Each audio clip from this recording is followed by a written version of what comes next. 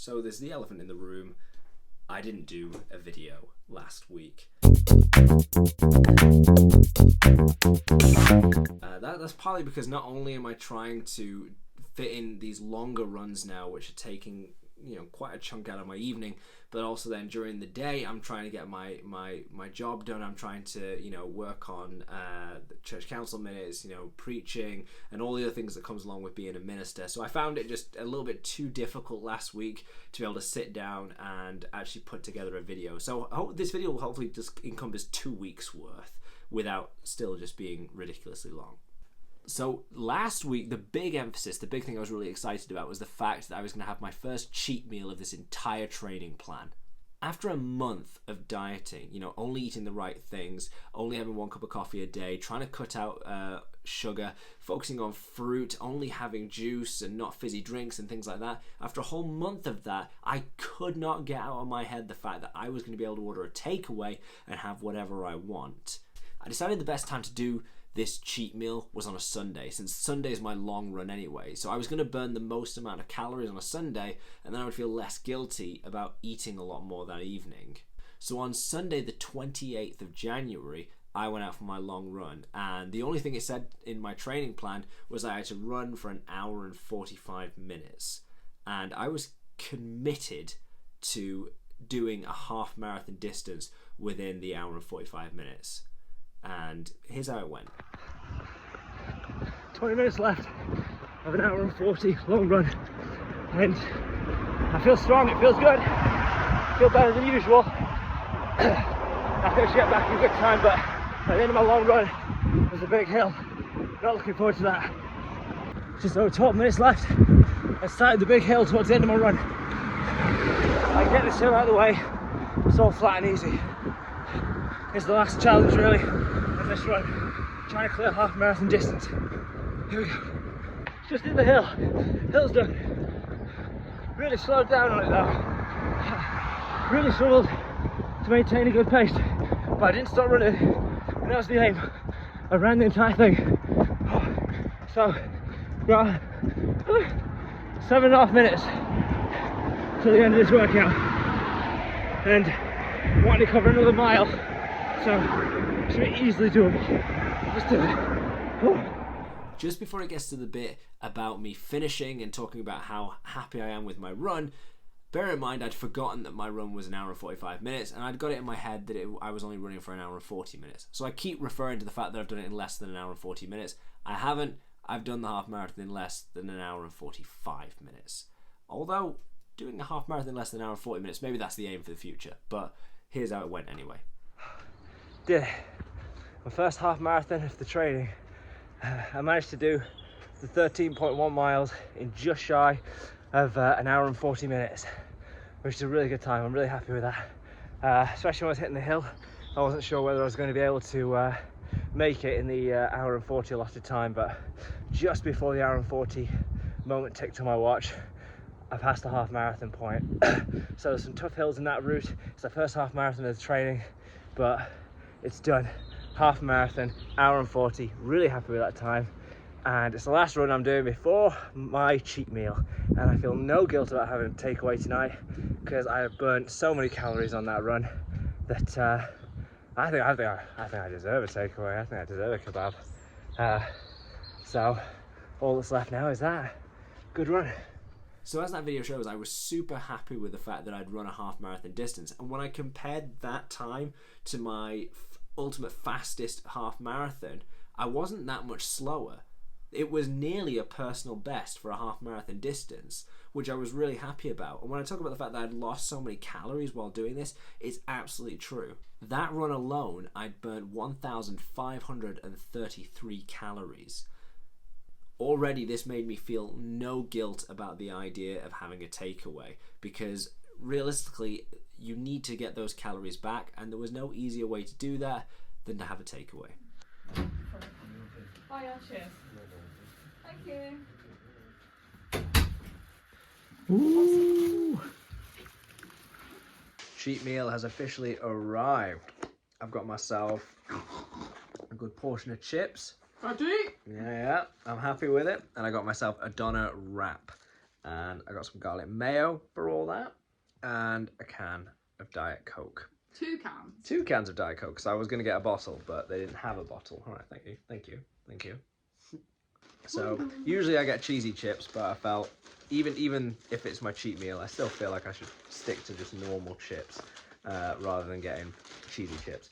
And I got Diet Coke instead of full fat Coke. I usually get full fat Coke, but once again, it's just these little things to keep me remembering that I'm still on a diet. This is just a cheat meal, but chips taste so good when you've gone so long without them. Oh, it's amazing. It actually tastes amazing. I had an amazing meal. I couldn't remember the last time I'd enjoyed a takeaway that much. And it's not like this was a new place we were trying or some great new thing we were trying to see if we could get the nicest takeaway possible. This was a tried and tested thing. I was used to having a doner wrap and chips from this place. I knew they were good, but I appreciated it so much more. And I'd really felt like I'd earned it. But what was important to me was keeping to the mental side of things. I said a lot of marathon training or fitness or anything like that, a lot of it is physical, of course, but a lot of it is just that mental thing. And I felt really uneasy about just going fully out there with a takeaway and having cheesy chips and a full fat bottle of Coke and things like that. Because, I don't know, it just made me feel like I was forgetting entirely that I was on a diet, if that makes sense. So I don't know why it was a cheat meal. The theory of it was that I would be able to eat whatever I want, but I just didn't feel comfortable doing that. And I felt like to remind myself that this was just a cheat meal and to remind myself that this was only temporary, I had to make some sacrifices still. So the Diet Coke instead of a bottle of full fat Coke, the chips instead of cheesy chips, these were just basic things to remind me throughout the duration of the meal that this was still part of training. This was still a diet. I didn't want my mind to just fall back into this old habit of, well, I can eat whatever I want. I don't know if that makes any sense at all, but for me, that's just what it took mentally to keep me in the right kind of mind and not then just start looting through the cupboards for chocolate and then going back into things the next day and just carry on eating rubbish. So people probably like me were wondering, how much is this going to affect my weight loss journey having had this massive meal, even if it was just one? And I made sure that I weighed myself on the 1st of February, because in the first video I did, I weighed myself on the 1st of January, New Year's Day, and I am extremely happy to share the fact that I went from weighing this to weighing this within 1 month. I was so happy with that result. I was very purposely not wanting to share how much weight I was losing week to week, because to me, if you just do that, you can get lost in the habit of maybe I'm not losing enough, or you start feeling like you're not achieving as much as you'd like in the space of time. I think you should wait at least a month after starting to try and get fit in anything, whether you're going to the gym, you're starting running or dieting. You should wait at the very least a month before you start reflecting on how much you've changed or how much better you've gotten at whatever it is you're doing. And so to realize that I was now just over 70 kilograms in weight after only 1 month made me extremely happy. So I thought I'd share with you how I've managed to lose that much weight. I mean, a big part of it, of course, is the fact that I'm going out and running 5 to 6 days a week, and as those runs get longer, I'm just burning more calories. But as well as that, a big part of it is just the diet. So one of the main things I started doing, and I made sure I had to plan this before the start of January, was that I was going to replace all my evening meals with Huel. Now, this video wasn't sponsored by Huel. I'm not even sure I know how to get sponsored on a video. Huel, if you watch this and you'd like to send me free stuff as a way of a sponsor, send me a message. But it's not sponsored. This is just something I saw. It came across my Facebook, and it was a meal replacement thing, and it's really easy to make. My biggest issue, I think, when I gain weight is that because I feel like I've got evening meetings and I'm working during the day and I've got kids and everything, it so often feels like I'm out and I'm like, well, I just need a meal quick. And so often McDonald's becomes that answer. Not because I love McDonald's or it's my favorite takeaway or anything like that. It's just so easy. So I knew that to stop me from cheating on my diet, I needed something that could easily be made. And I make sure constantly that for lunches and for my dinners, I have stuff that can just be cooked super quick. So I never have the excuse of going, well, I'm running late and I just need something quick, or I'm not going to be able to have that in time. I never have that excuse, and that's been enough to stop me cheating on my diet. Huel you can make in 5 minutes. There are several different flavors to choose from, and they're not that expensive. I bought enough Huel so that I would have enough for an evening meal every day of the month, and it worked out at about £2 a meal, which is cheaper than probably what I'm spending on myself anyway for dinner. And one meal has 25 grams of protein in, which is exactly what I need after a long run to ensure that my muscles are getting recovered, and I'm building up that muscle there so that when I go on another run, I'll be kicking off stronger and I'll have greater endurance. It's also got a decent quantity of fiber in it, and one meal is only 400 calories. So Huel has replaced literally all my evening meals. Every evening now, I just have Huel. For lunches, I kind of vary. I try and make sure I've got more variety in my lunch. So I like having stir fries. I like having tofu based meals. I like exploring vegan and vegetarian kind of diets. Linda McCartney sausages with scrambled egg is a meal I quite enjoy for lunch. I'll cook off a load of chicken, season it. It's always important to season your chicken, and I'll eat that, and then I'll put it in a salad so I can have them later in the week, or I'll put it in a wholemeal wrap and have that. But once again, if I'm not feeling all that creative, or if I hit that point again of like, I just need a meal quickly, I've got a busy day, I need to get out, I always make sure my kitchen is stocked up with kind of ready meals that can be cooked really quickly. So for lunchtimes, one of the things I always like to eat is a really low calorie meal that's good with fiber, good with necessary carbs and protein. So the thing I've been leaning on mostly for lunches has been Gym Kitchen. This is actually what I'm cooking right now. It's just a lasagna meal, but as you can see on it, it's 29 grams of protein in it. It's only 378 calories. So it's a really easy meal. It's actually really nice. I actually really enjoy this meal. And Gym Kitchen do loads of other food. I've only really found it at Asda. I'm sure you can find it anywhere. So I've also got this peri peri chicken thing, which is similar deal. 35 grams of protein, 344 calories in it. So not a lot at all, and it's quite a nice meal. One of the nicest things that Gym Kitchen do is their pizza. Like by actual pizza standards, it's not fantastic, but when you're dieting and you have a craving for a pizza, it's enough like a pizza to be nice. They've got bits of pepperoni on it, and I put a lot of sriracha sauce on it, and that is just beautiful. That really is kind of like, that's me trying to trick myself into thinking I've just had a cheat meal, when in fact I've just had an ordinary meal on my plan. But I don't have one of them to show you because I ate it. But yeah, so Gym Kitchen I use a lot for lunches. One of the ways I keep myself really enjoying my food is I find the things that really add flavor, that make me really actually enjoy a meal. And that really has been sriracha sauce. That I put on absolutely everything while I'm dieting. If I'm having eggs, it goes on my scrambled eggs. If I'm having a Huel meal at the end of the day, I put a dollop of sriracha sauce into that. If I'm having the Gym Kitchen pizza, I cover that in sriracha sauce. And it's just little things like that that make what might be a bland, very diet-like tasting food taste just phenomenal. And yeah, you do take on a little bit of extra calories by having this, but it's worth it because it means instead of when you're eating something you're going, oh, this is horrible, I wish I didn't have to diet, I wish I have to do all this, it's enough to go, well, now I'm actually quite enjoying the food. It's still not going to replace a Domino's or anything like that, or a kebab, but it's enough that you kind of go, okay, I'm actually really enjoying this. This is a good meal. And it's worth the sacrifice in calories to ensure you have that and that you're still actually enjoying your meals. One of the things I've often realized about dieting is if you go so long dieting and being super strict, you just feel miserable and you feel like you're getting no flavor in your food. So I tried to find those things that weren't massively high in calories, but were flavorful enough as to make me think I wasn't dieting, if that makes sense.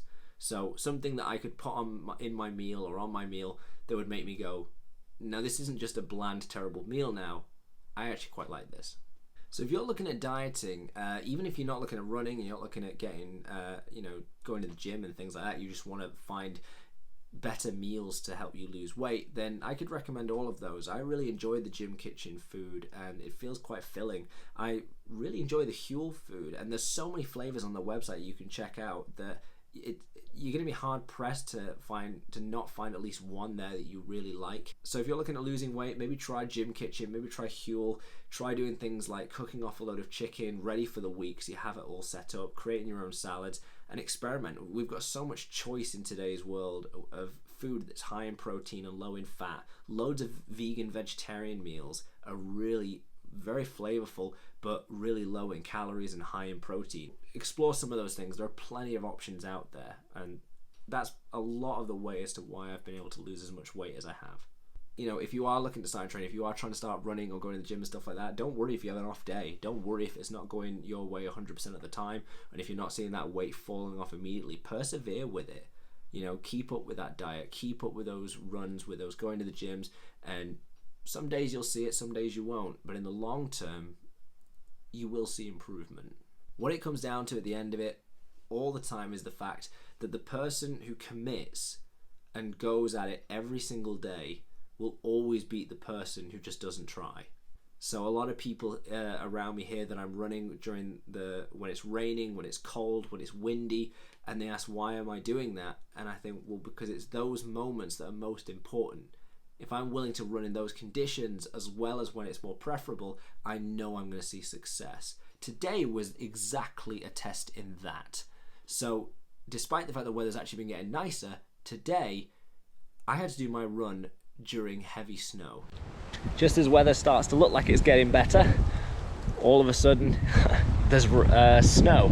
So it's been snowing all day. It is freezing cold. I thought we were through this now. The other day I was actually thinking I might not need my underlayer on under my shirt. I might just be able to run in a shirt and shorts. And now it's snowing. It's absolutely freezing, but I want to run in the afternoon because it's only going to get colder. So going out for my run now in the snow. Let's do it. Can you hear the wind? Ah! I'm running into the wind and the snow is hitting hard. There's puddles everywhere. This is definitely one of the tougher runs of the training plan so far. I thought I'd escaped it without having to run in the snow, but apparently not.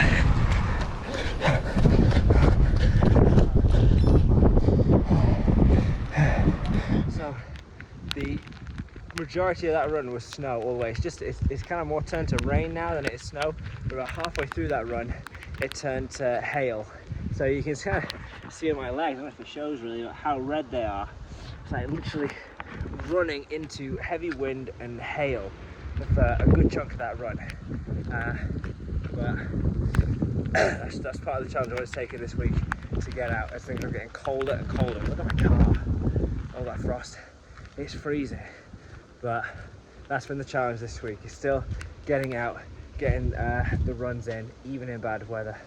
A strange thing I like to talk on though, as horrible as it is, I used to go out for runs with a guy named Paul who he would love going out and running in the rain, in the snow, in poor, horrible weather, through mud and puddles and stuff like that. And I used to say to him, why on earth would you want to go out like this? And he said, there's nothing that makes you feel more alive than when you're just running in the elements. And there's something to be said for that. If you feel a really rewarding feeling when you finish a long run, yeah, I did that. There's something even more rewarding about getting back, looking out, seeing the rain, seeing the snow and the frost, and going, I defeated that. I ran through that. And you feel your body all the more in that kind of condition. So, it was a tough run. There were many points during the run I was like, why on earth am I running? But now, I'm so glad I've done it. I'm so glad I don't need to do it tonight in the dark. And just get out and do it, man. I'm also doing these videos in the hope to encourage people to sponsor me for the London Marathon. I'm hoping to raise around £2,000 for the Samaritan's Purse charity, and in particular wanting to raise money for their international crisis response part of their charity. What that means is what they do is when there's a natural disaster, when there's conflict and various other things going on around the world, they will send out resources, they'll send out people to help, and they will give all that to the area. So if there's a natural disaster and they send equipment out and things in hospital beds, they will often leave those things there to help with people. They're very active at the moment in Ukraine, helping with the orphans, helping with a lot of people struggling and providing help. And they do all of this unapologetically in the name of Jesus. and it's a wonderful thing to support. So I'm really desperate to raise £2,000 to help the ministry they're doing, the work they're doing to help people affected by natural disasters, by conflict, for those in Ukraine who are suffering. I think it's a wonderful thing to give money to. So if you've watched this and you have enjoyed the video, or if you want to see me progressing this journey towards the marathon, or just want to do something nice today, then I will leave a link to my funding page, my sponsor page, whatever you call it, in the description below this video. Please do click on it and consider giving money to the Samaritan's Purse. All of it is very much appreciated and helpful, so please do that.